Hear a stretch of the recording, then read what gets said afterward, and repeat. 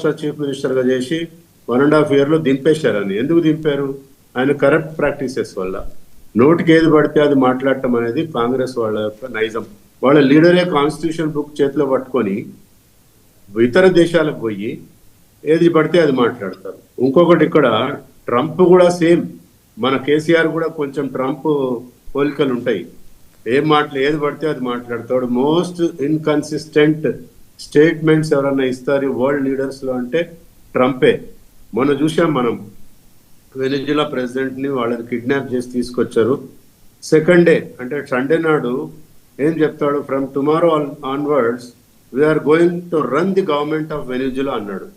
Next డేని మళ్ళీ మార్చాడు, no no no no we won't do that, we will only supervise the administration governance అని అన్నాడు.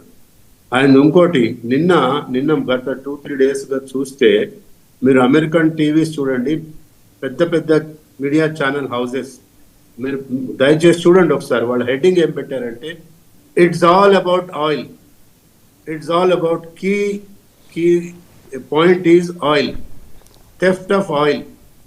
ఇవన్నీ కూడా అమెరికాలో హెడ్లైన్స్లో టీవీలలో మనం చూస్తున్నాం. ఇదంతా ఎంత అంటే ఆయన అక్కడ అమెరికాలో అన్ఎంప్లాయ్మెంట్ పెరిగిపోయింది, ఆయిల్ రిజర్వ్స్ తగ్గిపోయినాయని మొన్న December 25th నాడు క్రిస్మస్ మీటింగ్లో మాట్లాడాడు, అమెరికాలో ఆయిల్ రిజర్వ్స్ తగ్గిపోయినాయని చెప్పి. సో ఇక్కడ ఏంటంటే వాళ్ళ అన్ఎంప్లాయ్మెంట్ పెరిగిపోయింది, ఆయిల్ రిజర్వ్స్ లేవు. ఓపెన్గా బాహాటంగా చెప్తున్నాడు, నేను ఆయిల్ దొంగతనం చేస్తాను. గతంలో మనం ఇరాక్ మీద కూడా చూసాం,